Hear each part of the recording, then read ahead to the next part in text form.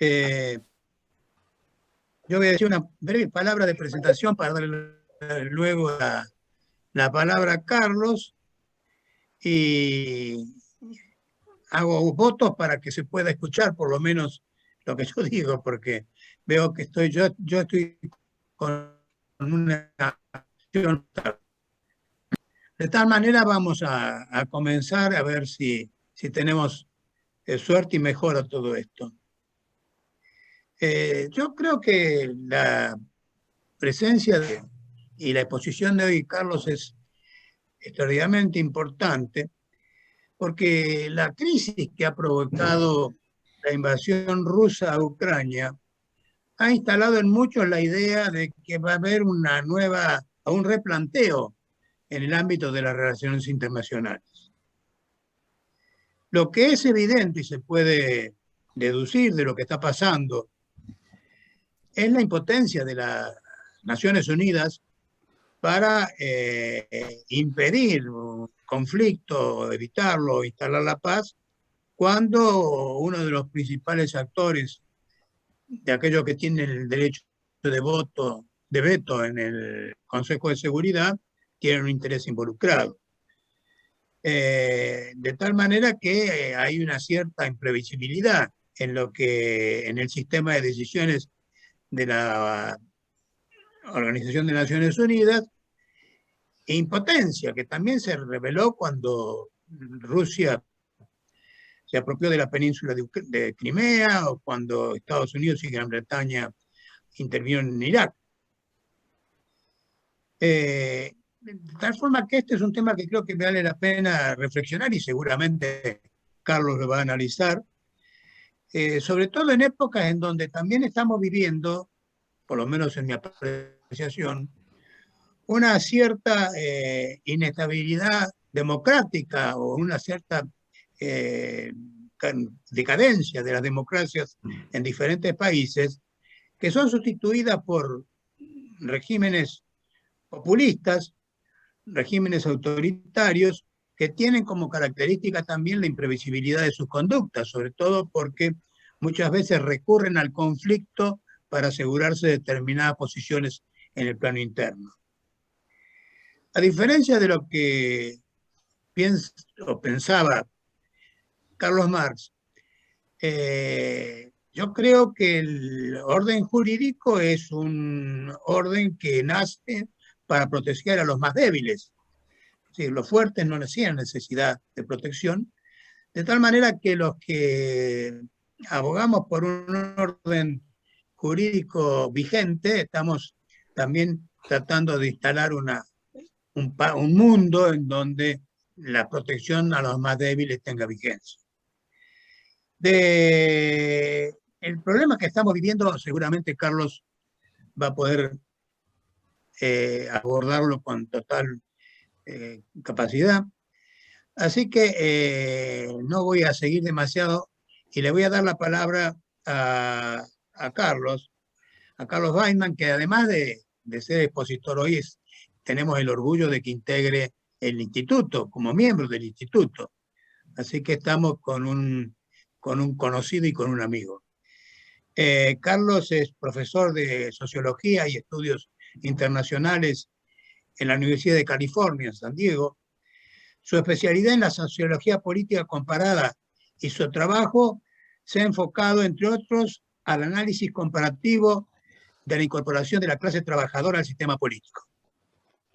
También ha explicado la transformación de la Argentina de tierra de asentamiento creciente en país subdesarrollado, que es un tema doloroso que nos incumbe y nos afecta y nos angustia. Es autor de numerosos libros y artículos en diferentes medios y ha sido director del Departamento de Sociología de la Universidad de California entre 1998 y 2002. También ha sido profesor y hoy investigador, visitante en varias universidades como Yale y Stanford. Como siempre, luego de la exposición se puede hacer preguntas, aportar reflexiones y nuestro secretario, Carlos D'Agostino, es que va a dirigir en ese tiempo el debate. Carlos, te cedo la palabra, es un gusto realmente tenerte con nosotros y poder escucharte. Bueno, muchas gracias, Horacio. Bueno, para mí es un placer volver a charlar con ustedes. Y muchas gracias por esta amable presentación. Me voy a referir básicamente a los factores que determinan el deterioro de la democracia en el mundo contemporáneo. Y voy a discutir especialmente un caso arquetípico de democracia deteriorada, el autoritarismo electivo en Rusia, que desgraciadamente puede propagarse en el mundo. Creo que un año antes de la pandemia, ustedes me habían también invitado, y mi charla versó sobre el argumento de Tocqueville sobre las relaciones entre Estado y sociedad. Bueno, la charla de hoy va a ser una ilustración empírica del argumento de Tocqueville. Voy a compartir pantalla y por favor díganme si la ven o no puedo. Aquí me dice que Ya lo habilité. Ok, gracias. Muy bien, entonces ahora a ver si puedo hacerlo. ¿Ven en la pantalla? Sí, perfecto. Perfecto. Sí, perfecto. Bueno, entonces, me voy a referir... ¿Qué pasa? ¿No avanza? Sí. Voy a abordar 3 temas. El primero es una discusión del concepto de autoritarismo electivo. Y la razón para hacerlo es porque lo considero un régimen con mayor potencial de institucionalización en el largo plazo de otros regímenes no democráticos en el mundo de hoy. En segundo lugar, voy a hacer un breve comentario sobre el caso más logrado y más pertinente en el mundo actual, la Rusia de Putin, que se aproxima muchísimo al tipo ideal de autoritarismo electivo. Ustedes recordarán que Marx decía en el siglo XIX que para entender la política europea hay que observar a Francia, porque en Francia se dan primero fenómenos que luego se propagan por el mundo y de manera perfecta, digamos. Y naturalmente él tenía en cuenta la Revolución Francesa, la Revolución Liberal de 1848, me imagino que el 18 Brumario que lo fascinaba, y no recuerdo si también la Comuna de París. Bueno, en el siglo XX y XXI, el país al que hay que observar es Rusia. La Revolución Rusa fue, en muchos sentidos, el acontecimiento más importante de la política internacional en el siglo XX, porque casi todo lo importante que pasó tiene que ver con la Revolución Rusa, o bien como intentos de propagación o como reacciones contra la Revolución Rusa. Y ahora, naturalmente, el autoritarismo electivo se puede observar en su forma más perfecta en la Rusia contemporánea. Y finalmente, voy a replantear el argumento de Huntington en los 90. Ustedes recordarán uno de los libros más importantes de la literatura sobre transiciones a la democracia en los 90, era La tercera ola de Huntington, en el cual él estudió distintos factores determinantes de las transiciones en América Latina, Europa Central y Oriental. Y uno de ellos era los efectos internacionales de demostración. O sea, transiciones exitosas en un país determinaban, se propagaban, digamos, inspiraban transiciones similares en países con los cuales el país original tenía conexiones civilizatorias o económicas. O sea, la caída del muro de Berlín en 1989 fue un factor muy importante en la democratización de Rusia y la abolición de la Unión Soviética a fines de 1991. La transición a la democracia en la Argentina fue un factor importante en la transición chilena pocos años después, etcétera, etcétera. Lo que voy a hacer hoy, y espero que el tiempo me ayude, es especular sobre las consecuencias esperables o posibles de los intentos de propagar el autoritarismo electivo estilo Rusia. Entonces, comienzo con una brevísima discusión de qué es el autoritarismo electivo. Y como no tenemos tiempo, les pido que traten de leer la pantalla. Básicamente, se trata de un régimen autoritario que comparte los rasgos esenciales del autoritarismo clásico, por ejemplo, como descrito por Linz, pero que tiene fachada democrática.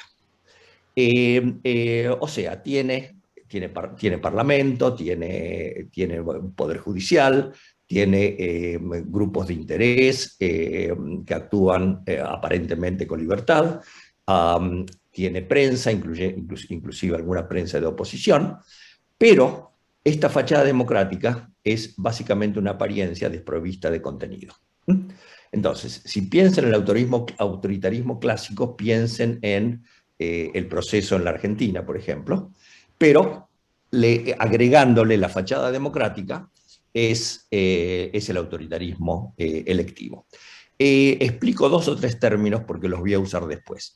Lo que Linz llamaba pluralismo limitado se refiere al hecho de que en los regímenes autoritarios no hay una doctrina oficial, exclusiva y excluyente, como era la doctrina nacionalsocialista en el régimen nacionalsocialista alemán, o el llamado marxismo-leninismo en el régimen soviético, sino que se permite pluralidad de ideologías políticas, de doctrinas, etcétera, etcétera, mientras no estén en contra del régimen.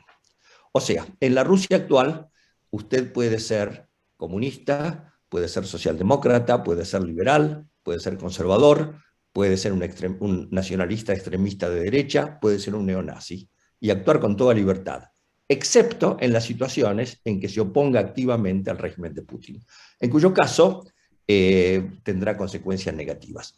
Eso es el pluralismo limitado. Y el corporativismo negativo, creo que es muy importante entenderlo, se refiere a lo siguiente. Ustedes recordarán que el corporativismo de Estado, por lo menos en la definición clásica de Schmitter, se refiere al hecho de que el gobierno controla los grupos de interés. Sindicatos, asociaciones patronales, organizaciones profesionales, clubes de barrio, iglesias, organizaciones sociales en pro o en contra de distintas causas. Eso es lo que llamamos sociedad civil. El pluralismo, el corporativismo implica que el Estado controla estas organizaciones.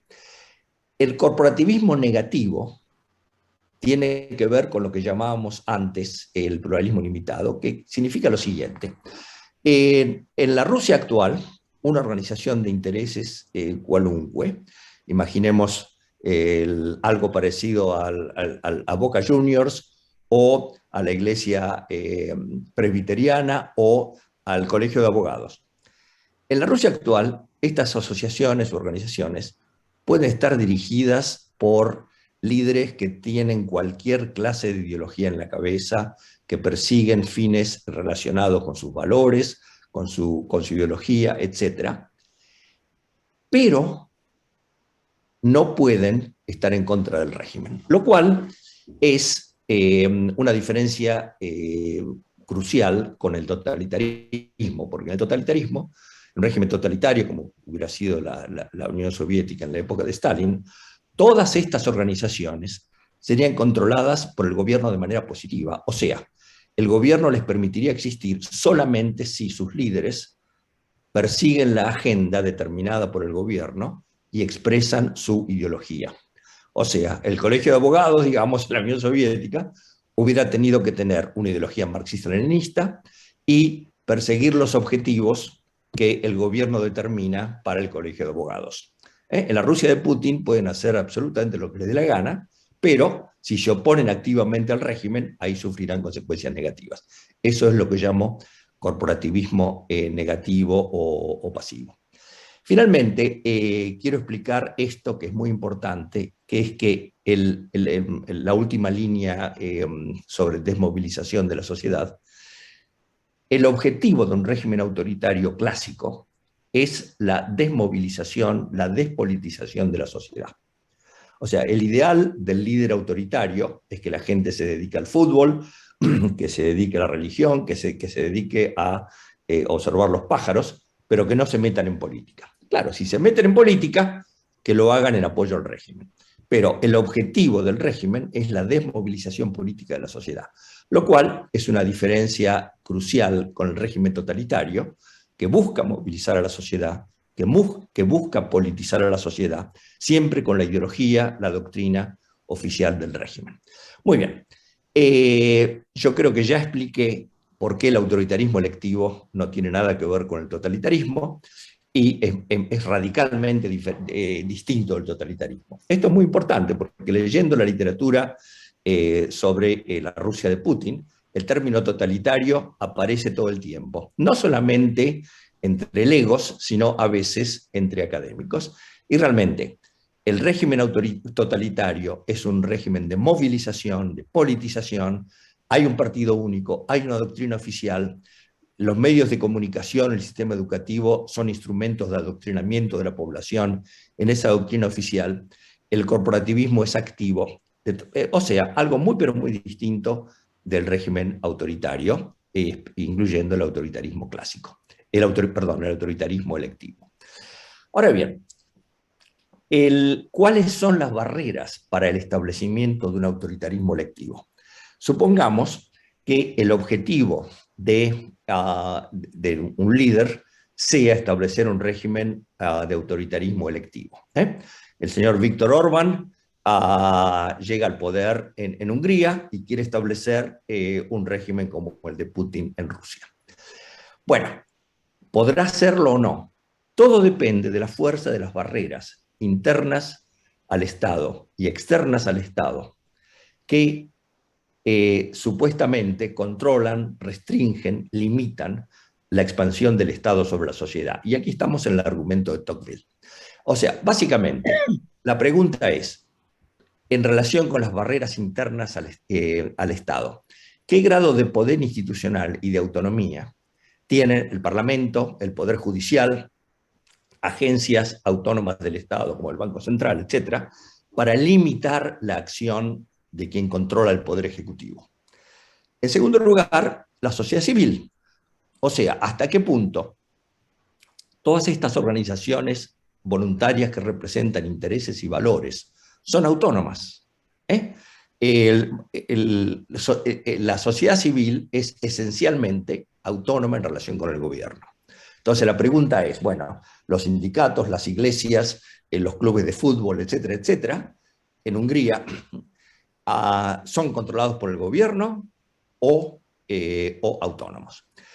Entonces, de nuevo, el argumento aquí en relación con la posibilidad del señor Orbán de establecer un régimen de autoritarismo electivo, y les aclaro que Orbán está más o menos a mitad de camino, es lo que tengo ahí en el último párrafo. Cuanto más débiles sean estas barreras, más probable es la formación e institucionalización del autoritarismo electivo.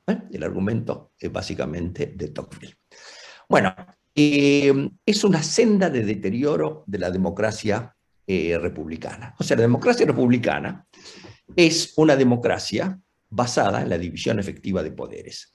Y de nuevo, es una división efectiva de poderes, coiguales, etcétera, pero el objetivo central del diseño institucional liberal es limitar al Ejecutivo, impedirle que avance sobre la sociedad.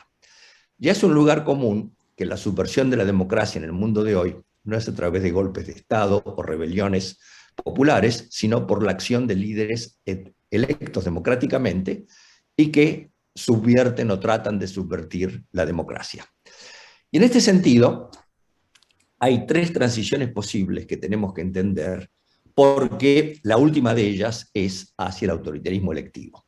O sea, el primer paso en el deterioro es el establecimiento de una democracia plebiscitaria, que es una democracia en la cual el presidente logra, digo presidente o primer ministro, logran que el Parlamento y el Poder Judicial se conviertan en sus instrumentos, o sea, que centraliza el poder en el Poder Ejecutivo. Y los otros poderes pasan a ser instrumentos de legitimación del Ejecutivo.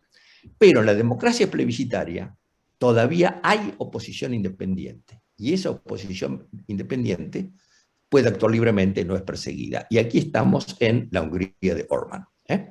En América Latina hubo varios casos de intentos de establecer democracias plebiscitarias, uno de ellos lo conocemos muy bien.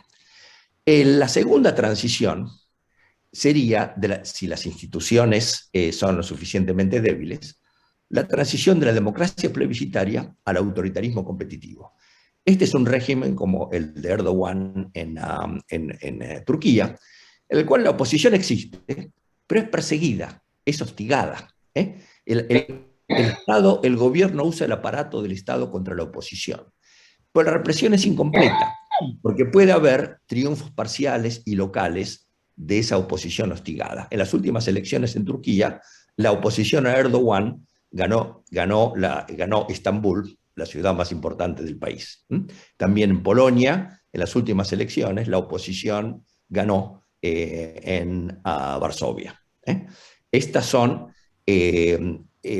bueno, no es claro que Polonia sea ya un autoritarismo competitivo. En todo caso, estaría en la transición de la plebiscitaria al autoritarismo competitivo. Pero acá el criterio es que la existencia de la oposición, que la oposición exista, digamos, pero es hostigada, perseguida.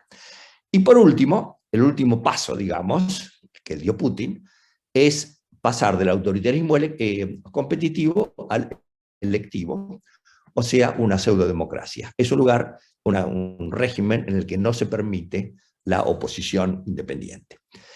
Muy bien. Hay dos debilidades intrínsecas en el autoritarismo electivo que veremos jugar en el caso de Putin. Primero, la necesidad de lograr algún grado de consenso, por lo menos en un sector de la sociedad, no necesariamente activo, pero por lo menos pasivo. Es una ventaja frente al autoritarismo clásico, que no lo necesita, pero como veremos también es su debilidad. En segundo lugar, la falta de un principio de sucesión. En estos regímenes en general, que son muy personalistas, el líder trata de impedir que aparezcan competidores mientras está en el cargo. Cuando el líder muere o queda incapacitado, hay en general crisis de sucesión. Ahora bien, ¿cómo se crea el consenso? O sea, ¿cómo se enfrenta la primera debilidad de estos regímenes? Bueno, se puede hacer por medios de un éxito económico o de éxito externo, en enfrentar eficazmente a enemigos reales o inventados. La forma más extrema de la búsqueda de este éxito externo es ir a la guerra contra esos enemigos. Este problema es mucho menor en el autoritarismo clásico, que no necesita ningún tipo de consenso, aunque sea pasivo, o el totalitarismo, que ha adoctrinado a la población y descansa, digamos, en la práctica del terror.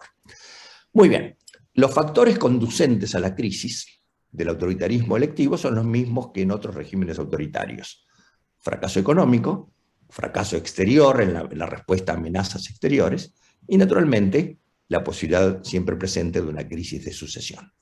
Bueno, ahora yo pasaría a un breve comentario sobre el caso ruso. Aquí ven a Vladimir Putin, flanqueado por la bandera de Rusia a su derecha y el estandarte presidencial a su izquierda, que es muy, pero muy parecido al estandarte imperial en la época de los zares. Aunque no lo creó Putin, se creó en la época de Yeltsin. Aquí lo ven a Putin en una reunión de trabajo con sus colaboradores más cercanos. Esto le da una idea de quién controla el poder en Rusia. Bueno, el contexto que generó el autoritarismo electivo fue un Estado con tradición absolutista, o sea, Rusia nunca tuvo una experiencia democrática, nunca tuvo una experiencia liberal, y una sociedad civil muy débil, muy frágil y fragmentada. O sea, el Estado enfrenta a una sociedad desorganizada. Eso es lo que permitió la emergencia del autoritarismo electivo. Ahora, debo comentar también que cuando colapsó la Unión Soviética, el Estado estaba debilitado y fragmentado. Un mérito muy grande de Putin, para quienes lo apoyan, es que logró reconstruir el Estado y centralizar el poder en ese Estado reconstruido. Bueno, aquí tienen una descripción de la democracia administrada, entre comillas, en Rusia. Ustedes lo leerán si pueden. Yo simplemente quiero hacer un brevísimo comentario sobre los últimos 4 aspectos. Bueno, el régimen no tiene mentalidad difusa, el régimen no tiene una doctrina sistemática como corresponde a un régimen autoritario, sino que tiene una especie de una mentalidad difusa que se basa en tres principios fundamentales. En primer lugar, un nacionalismo irredentista, con un componente religioso, Rusia como la tercera Roma, pero el irredentismo tiene que ver con reconstruir parte, por lo menos, de la Unión Soviética. O sea, incorporar a Rusia las regiones en las que existen minorías de cultura rusa. Y naturalmente Ucrania es el objetivo número uno en el irredentismo. Pero el objetivo de máxima, naturalmente, sería reconstituir la Unión Soviética o algo parecido. El segundo componente es un muy fuerte estatismo. Y el tercero es la definición de Occidente como amenaza existencial a Rusia. Esto viene a ser la mentalidad del régimen. Es una mentalidad difusa y la fama que tiene Putin es la de un tipo muy pragmático. O sea, no sabemos hasta qué punto él cree en estas cosas, pero son las ideas que guían la acción de su gobierno. En segundo lugar, pluralismo limitado, como lo describí antes.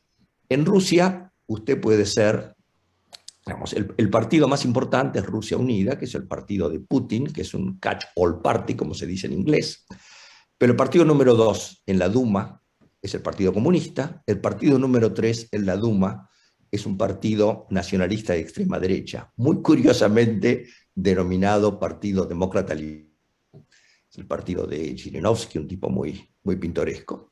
Uno puede tener la ideología que le dé la gana. Lo que no puede hacer es, sin sufrir consecuencias, es oponerse a Putin. O sea, el Partido Comunista es putinista, el Partido Demócrata Liberal es putinista. En tercer lugar, hay corporativismo pasivo, como lo describí antes, sobre la sociedad civil.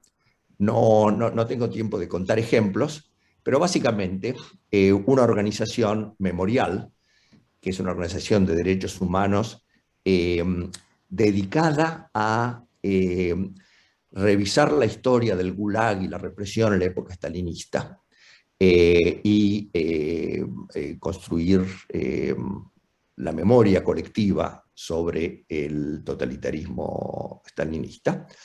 Esa organización, el gobierno no interfería con sus actividades hasta que empezaron a dedicarse a temas que tienen que ver con la represión de la oposición bajo el gobierno de Putin, y eso llevó a que la organización fuera disuelta.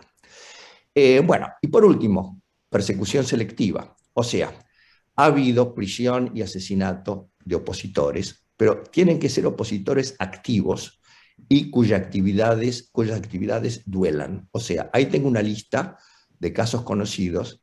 En ningún caso estos individuos que han sido encarcelados o por muchos años o muertos son simplemente opositores pasivos o de actividad menor. O sea, todos ellos fueron peligrosos para Putin o fueron considerados peligrosos por el gobierno de Putin. Y bueno, algunos fueron encarcelados, otros asesinados dentro de Rusia o en el exterior. Pero de nuevo, la persecución es selectiva y no hay terror como lo hubo en la Alemania de Hitler o la Rusia de Stalin. O sea, terror significa una represión muy pero muy intensa y muy generalizada, que produce un miedo muy fuerte en toda la sociedad, y el producto es una adhesión que al principio es puramente pragmática y que en muchos casos termina siendo genuina y en general sobreactuada. Nada de esto sucede en Rusia. La persecución es selectiva, pero es eficaz. O sea, un opositor sabe que si lo es activamente y de tal manera que inflige realmente un daño al régimen, va a sufrir consecuencias, y consecuencias muy serias, aunque se exile. Muy bien, acá ven cómo ha funcionado el régimen y ven los partidos en la Duma. El 90% de los parlamentarios son putinistas. De Rusia Justa, la coalición Rusia Justa y Partido por la Verdad, es un partido socialdemócrata que tampoco se opone a Putin. En realidad fueron echados de la Internacional Socialista por estar de acuerdo con la guerra de Ucrania. El único partido realmente no putinista y opositor es Pueblo Nuevo, que como ven tiene 3% de los diputados. O sea, el Parlamento es sin ninguna duda un instrumento pasivo en manos de Putin. Pero hay elecciones. Muy bien. Recuerden la necesidad de consenso en los regímenes de autoritarismo electivo y los dos mecanismos posibles de creación de ese consenso: éxito económico y éxito en enfrentar enemigos o amenazas exteriores. En relación con estos dos mecanismos, Putin tuvo éxitos y tiene problemas muy serios. Bueno, veamos el desempeño económico. ¿Por qué comparo a Rusia con Brasil? Bueno, porque cuando comenzó la transición en Rusia, en la década de los 90, un tema corriente en la discusión rusa por parte de los que querían demoler el régimen comunista, era que, bueno, hay que tener conciencia de lo que significa Rusia en el mundo. La economía rusa es del tamaño de la economía de Brasil. O sea, Rusia es Brasil con bombas atómicas. La otra comparación que se hacía, falsa naturalmente, es que Rusia era alto volta con cohetes intercontinentales. Pero sí, la economía de Rusia era del tamaño de la de Brasil. Bueno, en la década a principios de los 90 era igual, con una leve ventaja para Rusia. En este momento es del mismo tamaño. Ahora, si miramos en términos per cápita, y esto es muy importante dado el hecho de que la población rusa está muchísimo más integrada al mundo que lo estaba la población soviética, o sea, millones de rusos viajan al exterior, especialmente a otros países de Europa, leen bibliografía extranjera todo el tiempo, están conectados a Internet. Rusia es un país altísimamente conectado.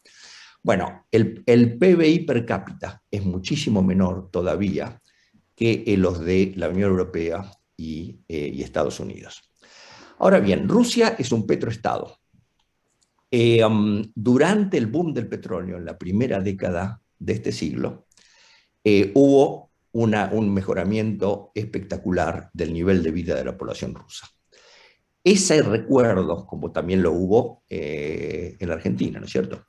El recuerdo del mejoramiento económico en la primera década de este siglo, luego del caos de los 90, más la reconstitución del Estado, son los dos factores que explican la popularidad de Putin en grandes sectores de la población. Ahora, el problema es que en Rusia, como en otros países exportadores de petróleo, exportadores de commodities, pasó en Rusia lo que pasó en los otros países, o sea, cuando se acabó el boom del petróleo, se desaceleró el crecimiento económico. Y la situación actual en Rusia, y aquí tenemos el PBI per cápita, es que el producto per cápita total es muy parecido al de Brasil, per cápita es mejor que el de Brasil, porque la población rusa es menor que la brasileña, pero es solamente un poco más alto que el de la población argentina. Y yo me pregunto si Alberto Fernández tenía estos datos cuando se acercó a Rusia como buscando la protección de Rusia en febrero. Bueno, el ingreso per cápita ruso es un poco más alto que el argentino, pero muchísimo más bajo que los de los países de Europa Occidental con las que se comparan los rusos. Y naturalmente mucho más alto aún, mucho más bajo aún que el de los Estados Unidos. El impacto político de ese atraso relativo es mucho mayor en una sociedad como la Rusia actual, más integrada al mundo, que lo fue en el periodo soviético, en el cual una pequeña proporción, realmente la élite, viajaba por el mundo y tenía una idea del diferencial en los niveles de vida entre la Unión Soviética y, por ejemplo, los países europeos. O sea, yo estuve en la Unión Soviética en 1979, charlé con mucha gente y tenían una imagen, todos eran profesionales, hablaban idiomas extranjeros, tenían una imagen muy idealizada sobre el atraso ruso en relación con Europa, pero en general sabían muy poco y muy pocos de ellos habían viajado fuera de Rusia. Muy bien, el otro factor naturalmente es la respuesta a amenazas exteriores. Putin usó las Fuerzas Armadas desde el comienzo de su mandato, invadiendo países vecinos en los que había poblaciones rusas y anexando regiones u ocupándolas y creando en estas regiones repúblicas presuntamente independientes que nadie fuera de Rusia reconoce como tales. O sea, invadió primero Georgia, Moldova y Ucrania en el 2014, anexando Crimea. Bueno, como estábamos charlando antes,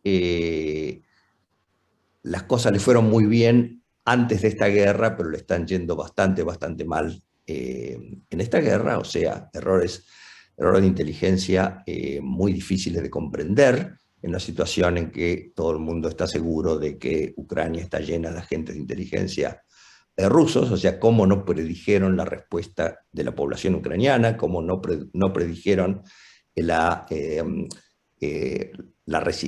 efectividad de la resistencia ucraniana, cómo no predijeron la intensidad imprevista de las sanciones, cómo no predijeron que una de las consecuencias de esta guerra va a ser el fortalecimiento de la NATO, o sea, un objetivo central de la política rusa ha sido debilitar a la NATO. Bueno, el final de esta guerra es impredecible. Putin necesita un resultado que pueda presentar internamente como triunfo. Si no, corre el peligro de que en la mejor tradición soviética termine siendo desplazado del poder por un golpe de palacio, como pasó con Malenkov o Khrushchev, y como casi pasa con Gorbachev, que sufrió un golpe de Estado.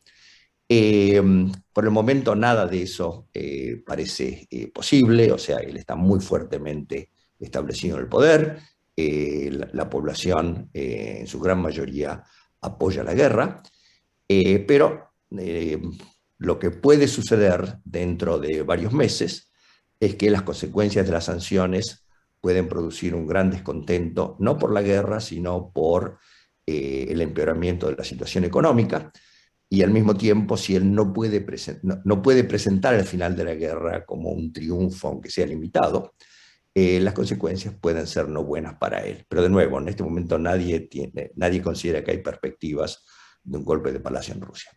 Bueno, ahora entramos al tercer tema sobre el que quería charlar, creo que es el más importante realmente de lo que quiero decir hoy, que tiene que ver con los efectos de demostración internacional, o sea, la discusión de Huntington en relación con la democratización trasladada a la situación actual y el autoritarismo electivo. Bueno, lo que aquí llamo el problema de Thais, bueno, es un plato porque, digamos, es divertido porque cuando di charlas en Francia les contaba quién era Carlos Thais y lo que yo consideraba el problema de Thais. Ustedes se acuerdan quién es Carlos Thais. Es un paisajista muy importante en la Argentina que diseñó el Jardín Botánico, el Parque 3 de Febrero y varios otros parques en la Argentina. Y él plantaba algunas plantas locales, nativas, pero otras que importaba de otros continentes. Y el problema, lo que llamo el problema de Thais, es el siguiente: cuando uno trasplanta un árbol, un arbusto, etcétera, etcétera, no sabe muy bien cómo va a crecer en el lugar local, digamos. O sea, la gran pregunta es si un árbol francés o un arbusto africano, primero, si van a crecer en un lugar como la Argentina, en segundo, si como crecen, van a parecerse a la misma planta en el país de origen. Bueno, esa es una metáfora de los procesos de transferencia institucional. O sea, uno trata de establecer la democracia en la Rusia de 1991, uno trata de establecer el capitalismo en la Rusia de 1921. Bueno, uno no sabe, en primer lugar, si estas instituciones van a afianzarse.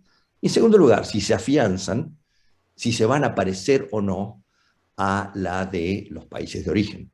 O sea, las élites que establecieron las democracias y los regímenes capitalistas en todos los países postcomunistas pensaban establecer instituciones como las de Europa Occidental y Estados Unidos. Bueno, en algunos lugares salió así, en otros salió algo muy, pero muy distinto. En el mundo actual hay muchos émulos de Putin, y ahí tengo a Ortega, Orbán, Duterte, que bueno, acaba de terminar su mandato, pero digamos gente que está intentando o intentó establecer regímenes de autoritarismo electivo. El argumento que quiero hacer es que estos intentos tienen consecuencias sobre el régimen político de esas sociedades, triunfen o fracasen. Y este es mi argumento central hoy. La mayoría de los intentos de establecer regímenes de autoritarismo electivo han fracasado, y es muy posible que sigan fracasando. Pero los intentos mismos tienen consecuencias. Consecuencias que naturalmente que pueden ser consistentes o no con los objetivos de los que inician estos procesos.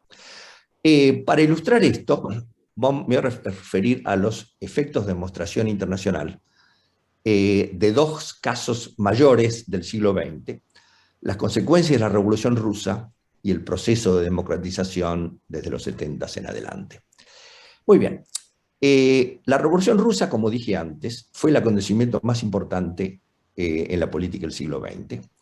No solamente porque triunfó en Rusia, sino que se propagó por el mundo en gran parte como consecuencia de la conquista rusa de países de Europa Central luego de la Segunda Guerra Mundial. Tuvo un éxito extraordinario en China, o sea, no es simplemente un país más, es la cuarta parte de la población del mundo, y en otros varios países.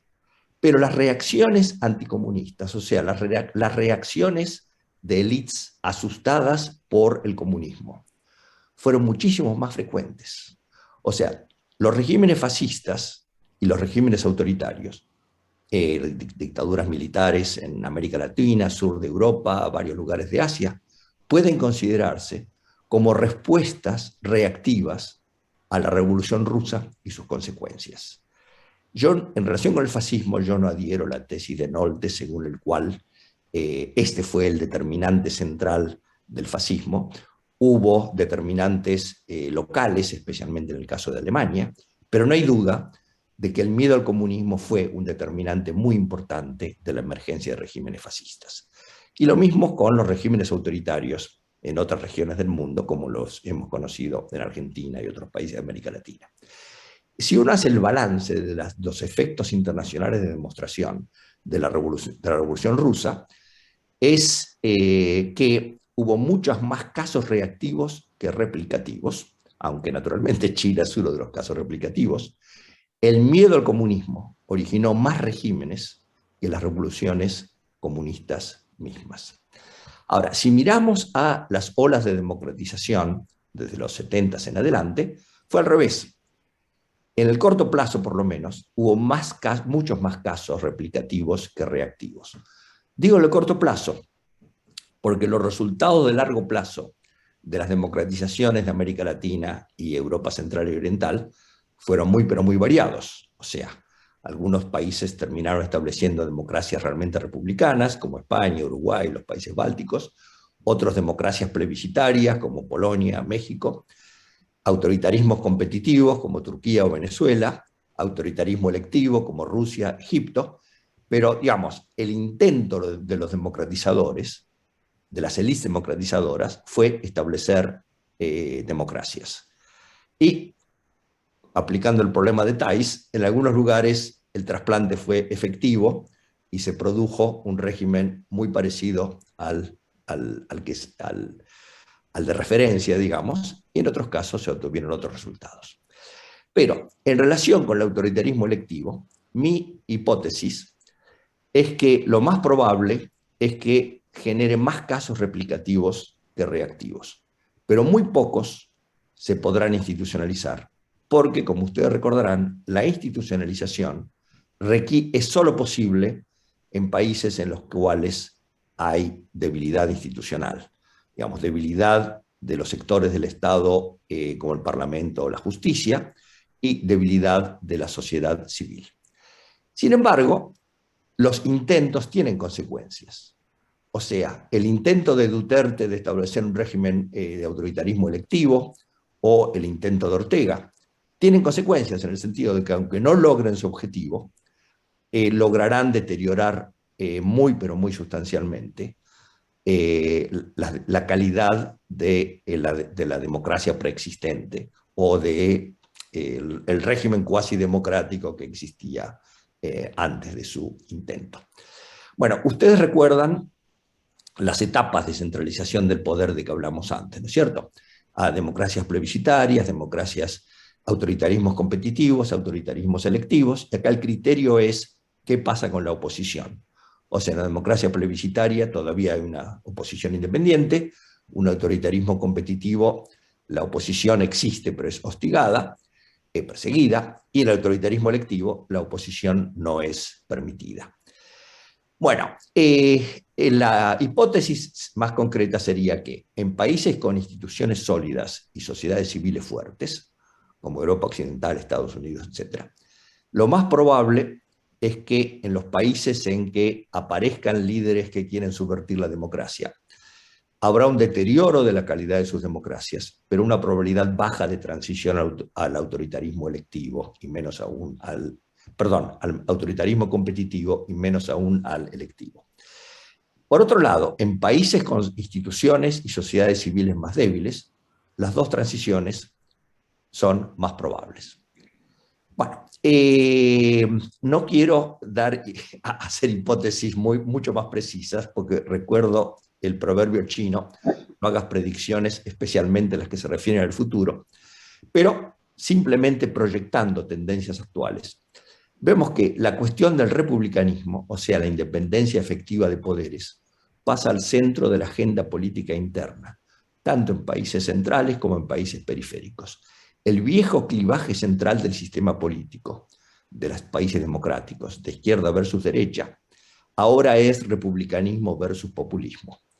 Como dice Marine Le Pen, globalistas versus patriotas; Steve Bannon, el ideólogo de Trump, globalistas versus nacionalistas. O sea, cuando lleguen líderes populistas al poder, es muy probable que en muchas democracias republicanas haya un deterioro de su calidad, que empieza con el deterioro de las normas informales que sostienen la democracia republicana. O sea, la democracia republicana se basa no solamente en lo que dice la Constitución sobre la división de poderes, sino en la generación de una cultura política de negociación y compromiso entre distintas fuerzas políticas. Lo primero que hace el populismo es destruir estas normas informales. Básicamente, y acá varios de ustedes conocerán el libro de Levitsky y Ziblatt, Cómo mueren las democracias, de dos maneras. Primero, deslegitimando al adversario y convertirlo en un enemigo, o sea, alguien a quien se trata de destruir, y no un adversario ocasional con el que se negocia y se buscan compromisos. Y en segundo lugar, maximizando el uso del poder, o sea, utilizando al máximo el poder circunstancial que se tiene y no buscando compromisos basados en consenso con algún sector de la oposición. O sea, por ahí se empieza, por el deterioro del republicanismo, y de ahí al establecimiento de una democracia plebiscitaria hay solamente un paso, que depende naturalmente de cuán débiles sean las instituciones del Estado y las instituciones autónomas del Estado y la sociedad civil. La base de todo esto es la revolución tecnológica y secundariamente la globalización. El hecho está en que la revolución tecnológica inmensa en la que estamos es un factor que produce dualismo. tanto en los países del norte como en los países del sur. O sea, una proporción cada vez más grande de la población en los países del norte termina experimentando movilidad descendente como consecuencia de la revolución tecnológica y de la globalización. Con lo cual, termina siendo un público básicamente accesible a la ideología del populismo político, que apela, trata de englobar, trata de representar a los perjudicados, a los que perdieron, a los que quedaron atrás, a los que perdieron en el mercado de trabajo, los olvidados, los caídos, los que experimentaron movilidad social descendente como resultado de la pérdida de empleos en la industria manufacturera y también en otros sectores administrativos, de comercio, etcétera, etcétera. Esos son la base social del populismo. La dualización de la sociedad, el hecho de que un sector muy grande de la población adulta no tienen una conexión formal y permanente con el sistema ocupacional. En el caso argentino, la informalidad. Es algo de vieja data en la mayor parte de América Latina, pero es algo nuevo en los países del norte. Cuando ustedes ven las estadísticas sobre el aumento de la desigualdad en Estados Unidos y Europa Occidental, la consecuencia social de esta creciente desigualdad es justamente el hecho de que una gran parte de la población experimentó movilidad social descendente o no la experimentó pero teme experimentarla. Y eso es lo que genera una base para el populismo. De modo, esto es un nuevo dualismo en Europa Occidental y Estados Unidos.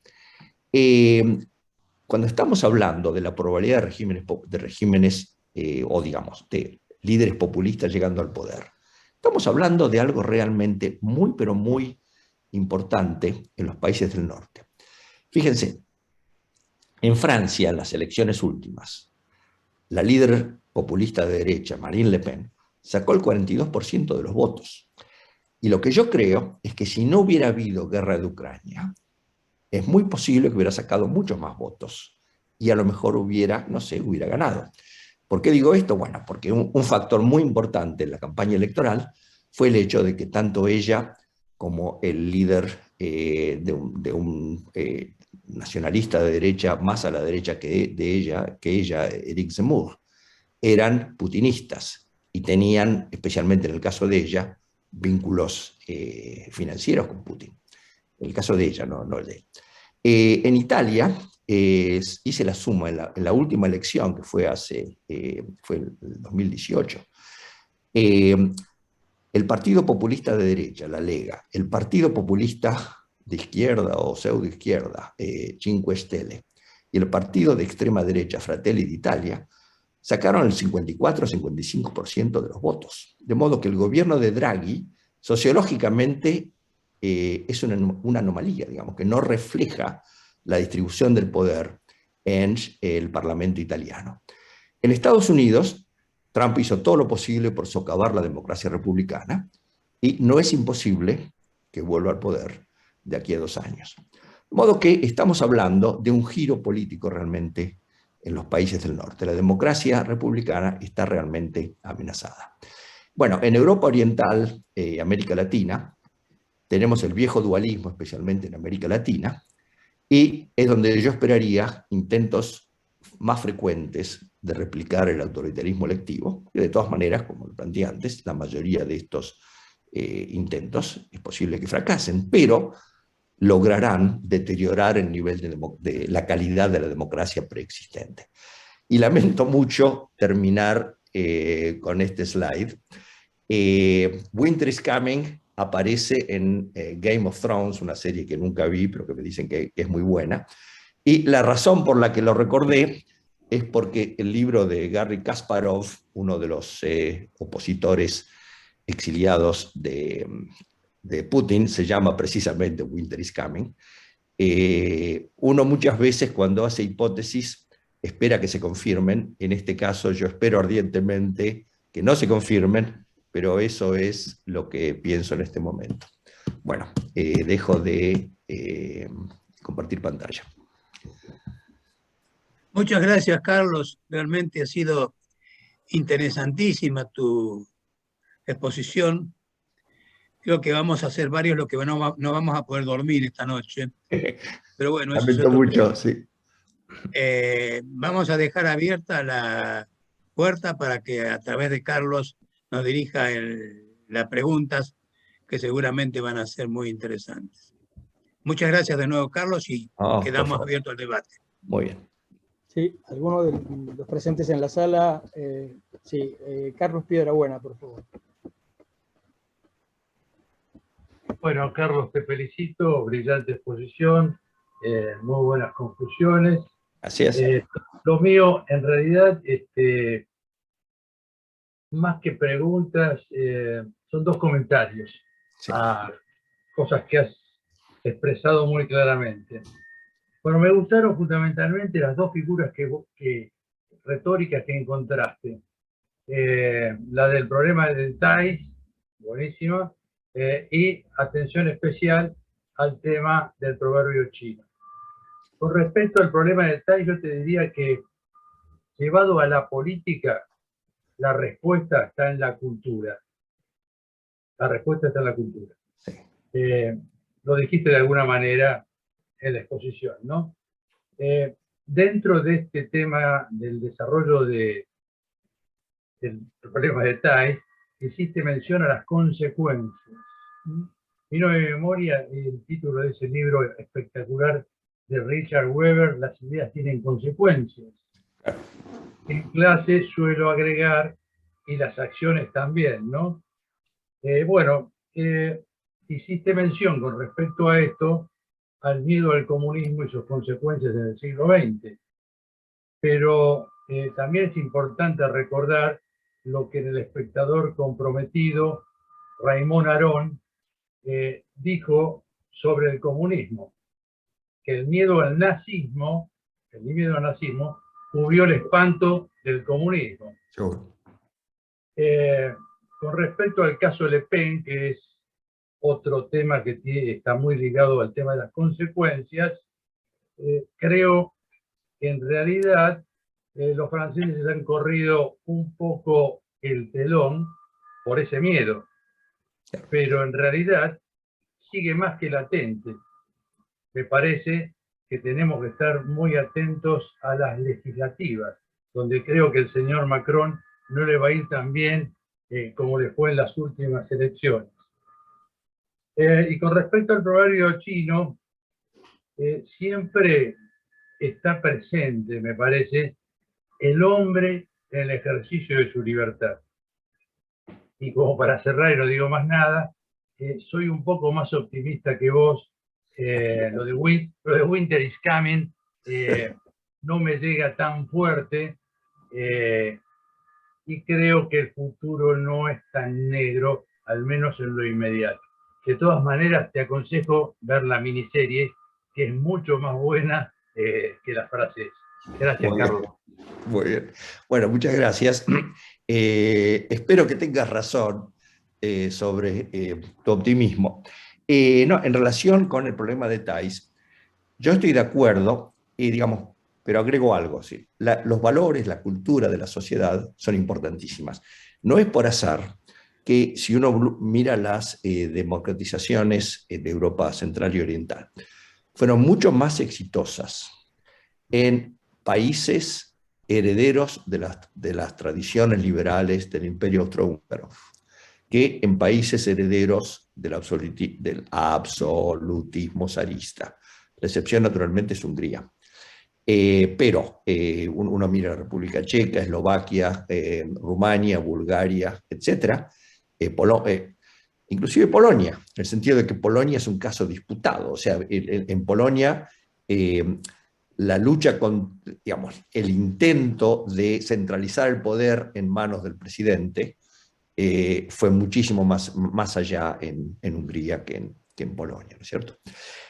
Bueno, pero además de la cultura, yo agregaría la estructura social, y lamento, siendo sociólogo, uno siempre tiene ese sesgo, en el sentido de que hay estructuras sociales más favorables al establecimiento de democracias que otras. O sea, en América Latina, en los países en los que hay una enorme pobreza, eso, digamos, es una base social ideal para el populismo antidemocrático, ¿no es cierto?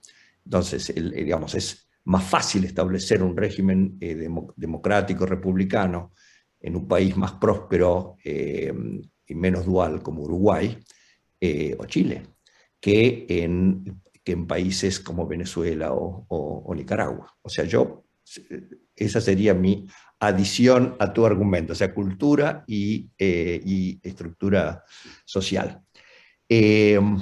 Bueno, sigamos entonces. Sí, ¿alguno desea formular alguna pregunta? En el chat no tengo preguntas, Horacio.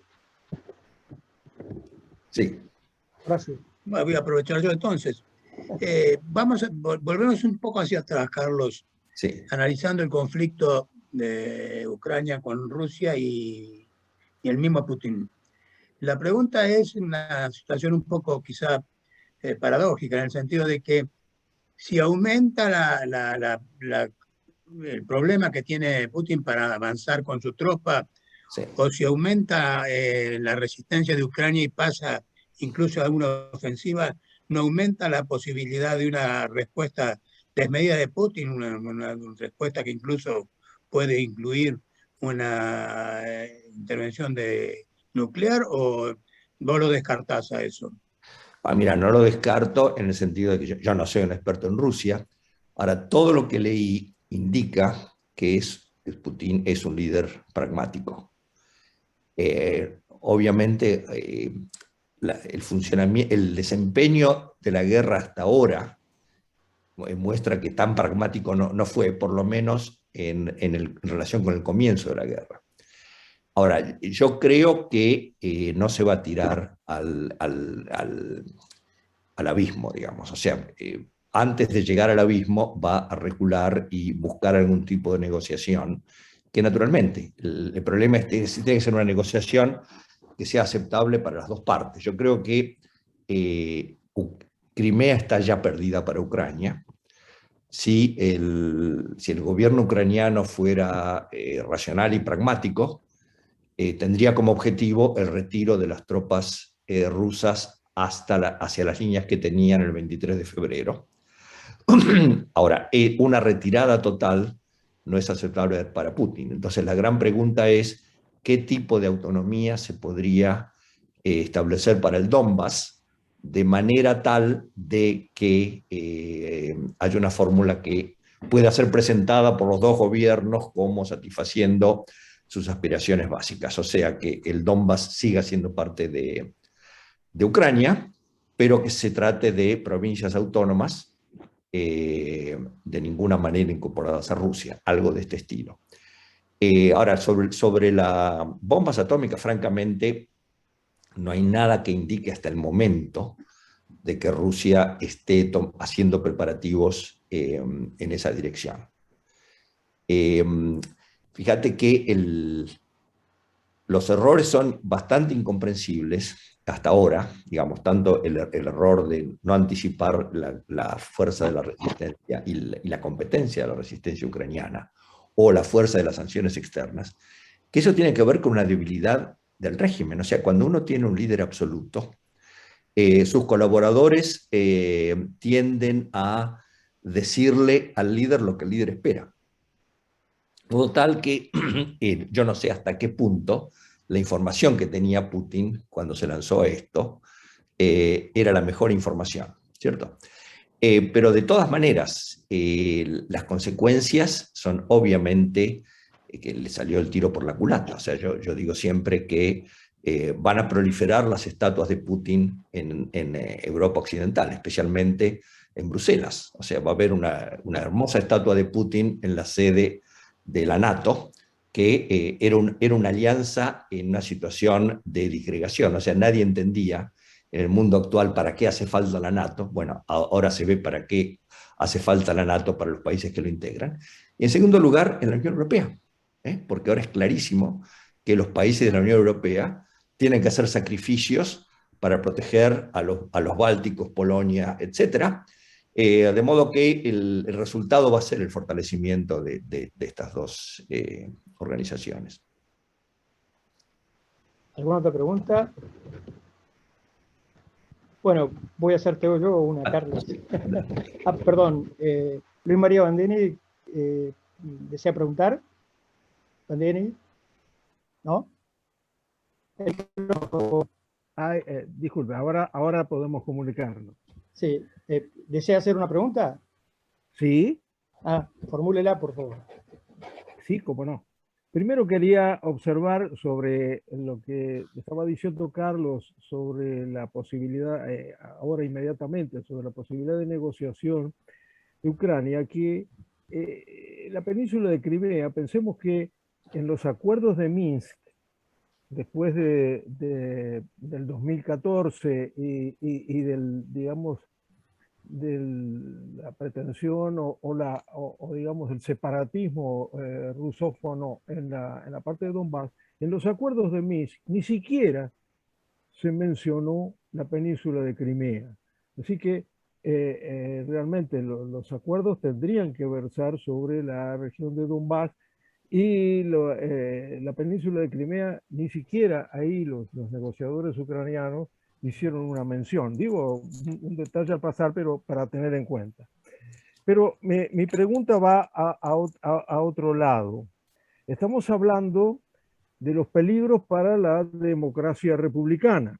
Ahora, para la democracia republicana también, y esta es mi pregunta, ¿no es que tiene hoy la democracia liberal clásica, no está planteando un problema interno, un invierno interior, un winter here, para esa democracia que es, digamos, ese sentido autorreferencial de las clases políticas? El hecho tan notorio, está todos los días en el periodismo, de que las clases políticas no interpretan a sus supuestos representados y actúan realmente.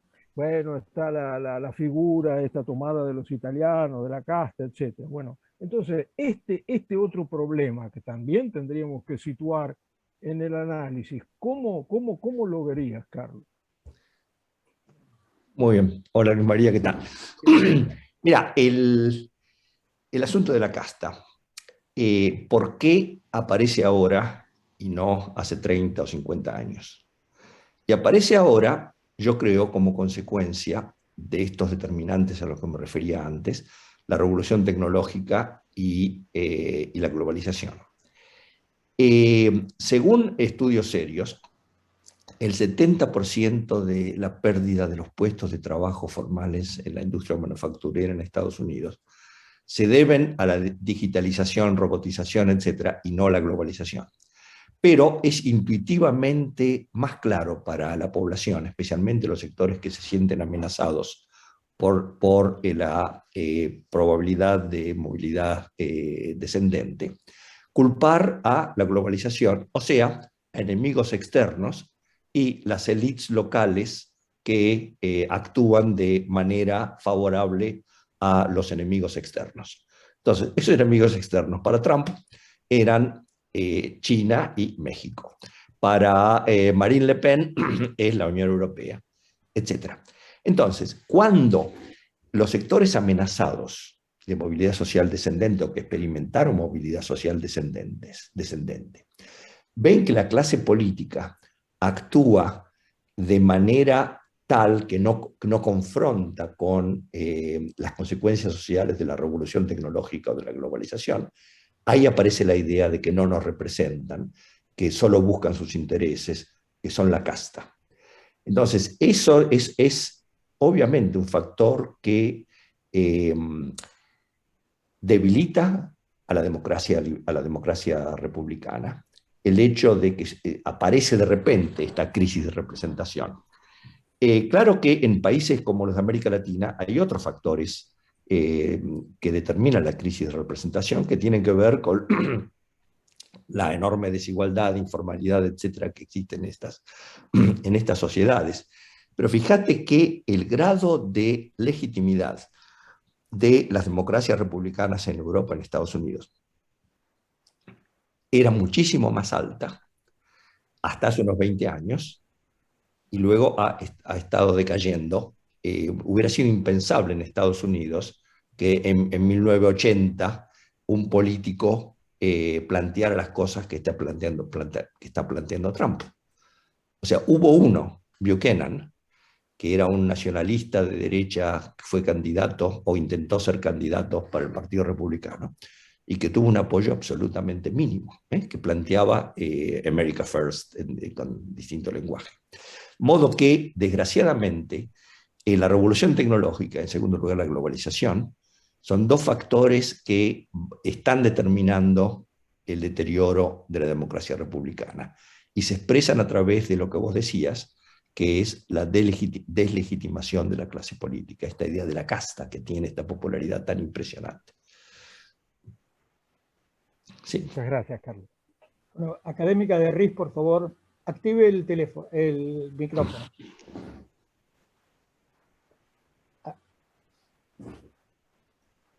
El micrófono, Liliana. Sí, está intentando.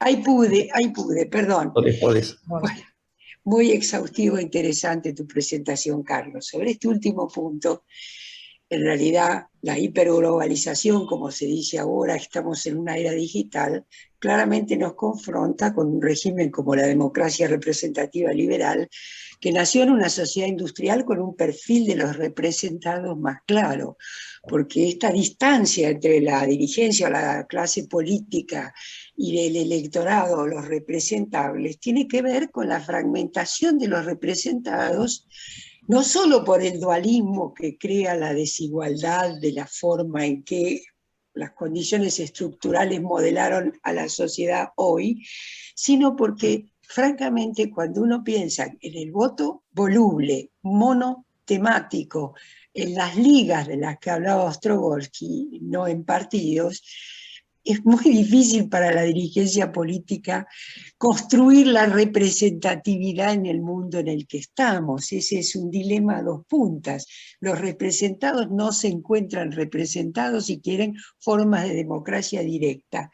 Y los representantes no saben cómo representar a los... No estoy diciendo con esto que justifique esta enorme brecha y esta incapacidad de respuesta a los dilemas de hoy de parte de la dirigencia política, pero sí estoy planteando que el desafío de esta dirigencia política es justamente entender cómo ser representativo en el mundo de hoy, que es una era digital que no tiene nada que ver con la era industrial que dejamos atrás, ni con las herramientas con las que se formaron. Por eso pienso que la casta es una reacción frente a esta enorme brecha, pero que oculta el problema que está detrás, que es esta crisis de los representados y no solo de los representantes. Hola Liliana, ¿qué tal? Mira, yo creo que tenés razón. En realidad, la fragmentación es una variable distinta que la dualización, y tenemos que analizarla por separado, como vos lo planteás. Ahora, fíjate que la sociedad de los años, digamos, las sociedades europeas, desde el fin de la Segunda Guerra Mundial hasta los 80 más o menos, eran sociedades marxistas, en el sentido de que tenías la clase trabajadora establecida, tenías los capitalistas y una enorme clase media que funcionaba sobre la base no de intereses económicos, sino de criterios ideológicos. Soy de derecha, soy de izquierda, digamos. Entonces, era fácil para los partidos actuar como representantes de uno de estos sectores o de coaliciones de estos sectores. En una situación de fragmentación tanto de las clases trabajadoras como de las clases altas, porque así como está fragmentada la clase trabajadora, están fragmentadas las clases capitalistas cada vez más. De modo que eso es un factor muy central a tener en cuenta. Ahora, pero fíjate que el problema también es el hecho de que la digitalización es imparable, en el sentido de que estamos hablando de innovaciones tecnológicas cuyos portadores, digamos, tienen intereses muy, pero muy centrales que los hacen avanzar en la innovación tecnológica, y que si un gobierno intenta pararla, bueno, la consecuencia va a ser el atraso económico y la pérdida de poder internacional de ese país, ¿cierto? O sea, fíjate que lo que hizo Trump, por ejemplo, digamos, sus enemigos eran China y México. China, porque inundaba el mercado norteamericano de productos mucho más baratos que los que producía la industria norteamericana, y por lo tanto llevaba a la quiebra o la deslocalización de empresas industriales norteamericanas. Y México, porque inundaba el país de gente dispuesta a trabajar por salarios muy bajos y establecía competencia en el mercado de trabajo con los trabajadores norteamericanos. La manera en que él respondió a estos desafíos es poniendo una pared, o intentando poner una pared en la frontera con México, que realmente no sirvió para mucho. Y es más interesante el caso de China. Puso un impuesto a la importación, no recuerdo si del 20 o del 25%, a los productos chinos. Ahora, ¿quién pierde con estos impuestos a la importación?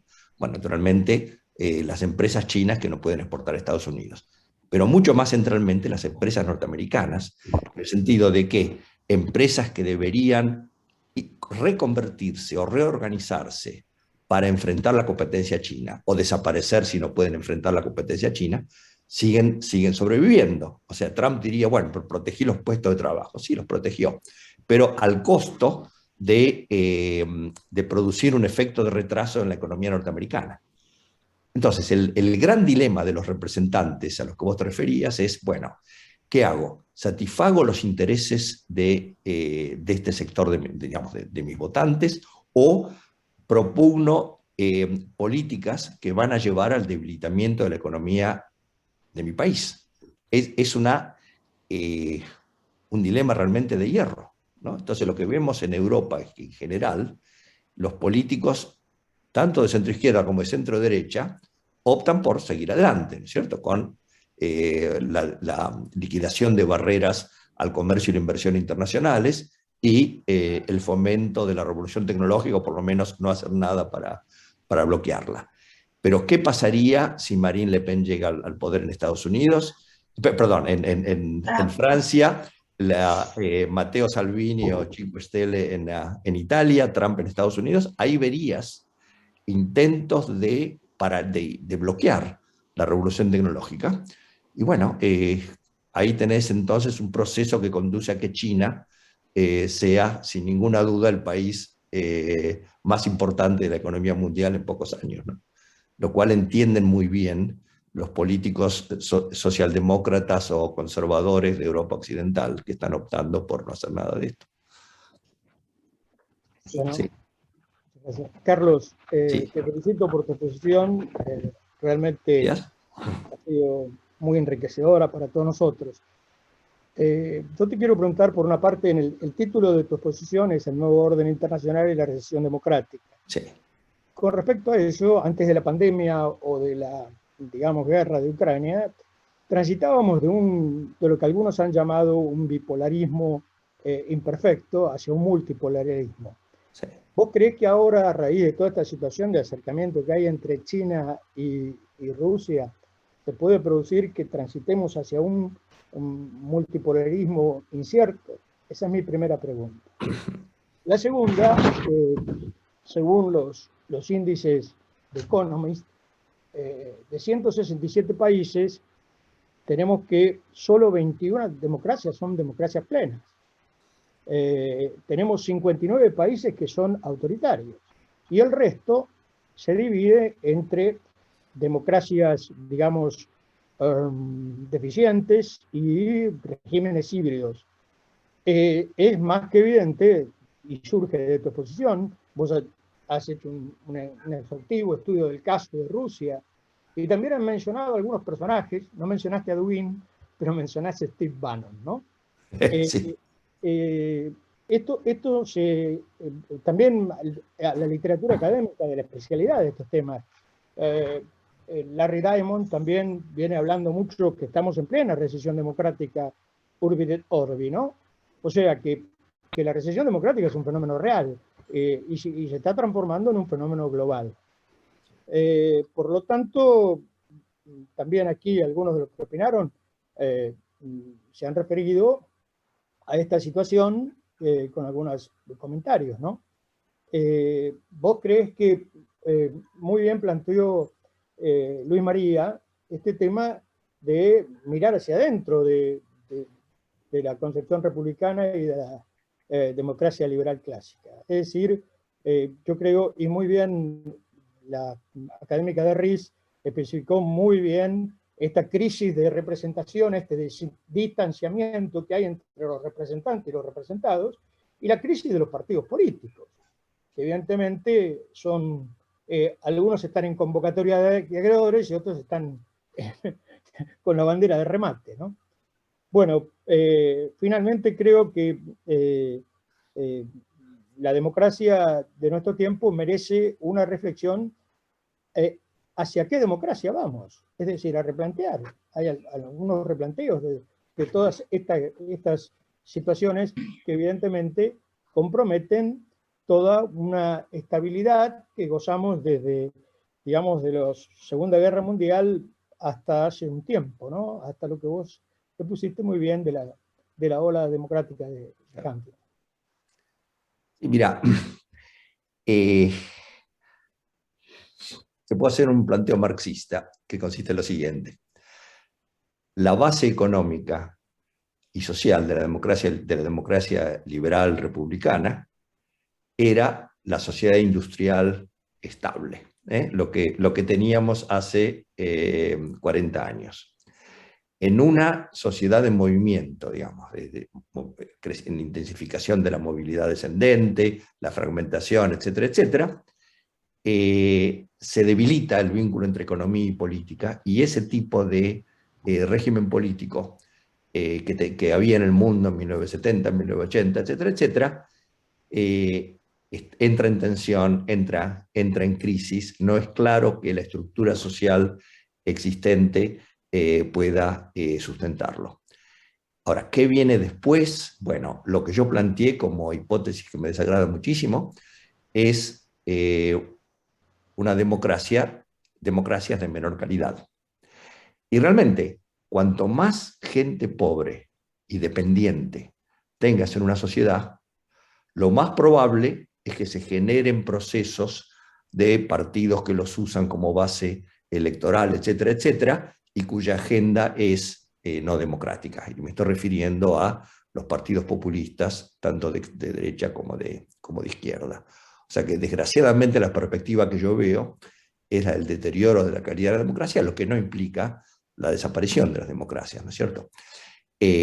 Ahora, en relación con lo que planteaba sobre la multipolaridad, bueno, es claro que la guerra de Ucrania beneficia a China, de eso no hay la menor duda, en el sentido de que lo que los chinos amarían como resultado es la incorporación de Rusia a su órbita como Estado cliente. Y fíjate el hecho de que entre estos dos países existe la frontera más grande del mundo, más larga del mundo. China necesita las materias primas y recursos minerales que Rusia tiene en exceso. Rusia tiene una población infinitamente menor que China, o sea, es el Estado cliente que una gran potencia querría incorporar. Pero por otro lado, fíjate que la élite rusa, cuando hablo de élite, me refiero no a la élite económica, porque estos oligarcas parece que están absolutamente bajo el control de Putin, sino a la élite del Estado, o sea, los altos mandos de las Fuerzas Armadas y las agencias de seguridad, que son muy importantes en el entorno de Putin, altos funcionarios del Estado reconstituido, etc. Algunos son occidentalizantes, otros son eslavófilos, pero todos son... Se cortó, Carlos. Tenemos un problema de conexión, Carlos. Se ha cortado.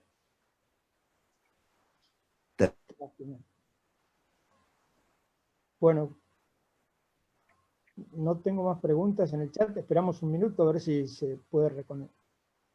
Carlos, estamos sin conexión. A ver si Ahora, podemos ¿me escuchan? recuperar la Ok. conexión. Ahora idea- sí, sí. La idea de que Rusia pueda terminar siendo un Estado cliente de China los horroriza, los paraliza y podría llevar a la acción colectiva, en algún momento futuro, naturalmente, no necesariamente contra Putin, pero por una reorientación de la política exterior rusa. Ahora, China está mirando la guerra de una manera muy inteligente, o sea, por un lado, proclamando su apoyo a Putin, por otro lado, no hay evidencias de que China haya enviado a Rusia armamentos, ni los productos de alta tecnología que desesperadamente necesita la industria rusa, que compraba en Occidente hasta que empezaron las sanciones, y que China les podría proveer, microchips, etc. De modo que China, digamos, para China, en última instancia, los mercados occidentales y las fuentes de inversión occidentales son mucho más importantes que Rusia. De modo que están jugando ese juego de no antagonizar a Occidente, por un lado, por otro lado, proclamar su amistad con Rusia, y veremos cómo sigue la película. Pero en todo caso, es más probable que China termine ganando de esta guerra que perdiendo. En cuanto a la multipolaridad, esta guerra ha acercado a Europa Occidental a Estados Unidos. O sea, es clarísimo para Europa dos cosas. Primero, que Rusia es una amenaza a la Unión Europea, al flanco oriental de la Unión Europea, y son varios los países que podrían ser amenazados por Rusia. O sea, los argumentos de Putin en relación con Ucrania, con cambios ligeros, algunos de estos argumentos se aplicarían a las 3 repúblicas bálticas, podrían aplicarse a Eslovaquia, podrían aplicarse a Polonia, naturalmente se aplican a países que no son parte de la Unión Europea, como Moldova o Georgia, pero que están en Europa. O sea, es una situación en la cual los europeos se dan cuenta que necesitan a la NATO, o sea, que necesitan a Estados Unidos. El proyecto de Macron de crear una alianza de defensa puramente europea es factible, naturalmente, pero requeriría inversiones masivas en defensa que los países europeos no están dispuestos a emprender. De modo que no estoy seguro sobre la multipolaridad. O sea, lo que está sucediendo es, por un lado, el fortalecimiento de la Alianza Occidental clásica, y por otro lado, el fortalecimiento de China. O sea, estamos en una senda bipolar. Vos mencionaste a Dugin, un gran amigo de la Argentina, y francamente es interesante porque el mensaje, digamos, la retórica utilizada por el gobierno ruso en relación con Ucrania tiene mucho que ver con planteos que hacía Dugin hace como 15 o 20 años, ¿no es cierto? O sea, el hecho, digamos, Putin escribió o firmó por lo menos ese manifiesto en el que planteó que Ucrania no es una nación distinta y que no tiene experiencia de estadidad, por lo tanto no merece ser un Estado, un argumento bastante interesante en el mundo contemporáneo, pero esas ideas tienen muchísimo que ver con Dugin. Pero de todas maneras, los que conocen y trataron a Putin siguen pensando que es un tipo pragmático, o sea, las ideas, no es un ideólogo, digamos, estilo Stalin o estilo Hitler, las ideas que expresa, las expresa porque piensa que lo van a ayudar pragmáticamente, o sea, no sé hasta qué punto Dugin francamente tiene influencia más allá de proveer ideas útiles para el Bueno, gobierno. no tengo más preguntas. Sí. Bueno, muy bien. Yo les agradezco a todos la participación que han tenido en esta brillante exposición de Carlos. Por favor.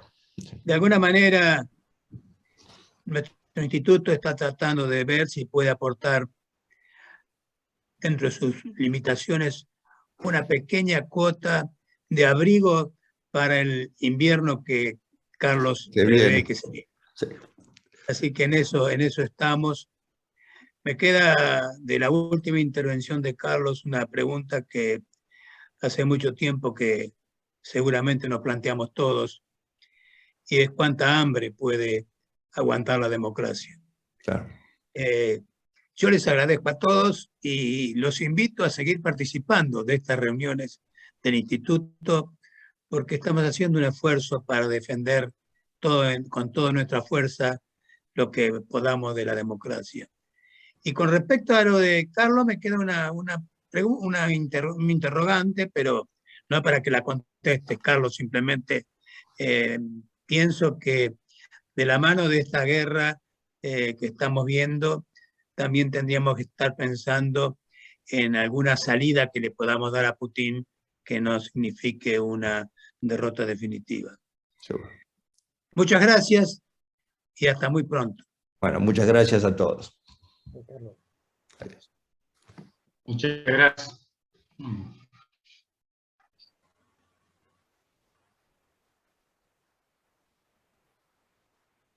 Salud, salud, salud. Quédense.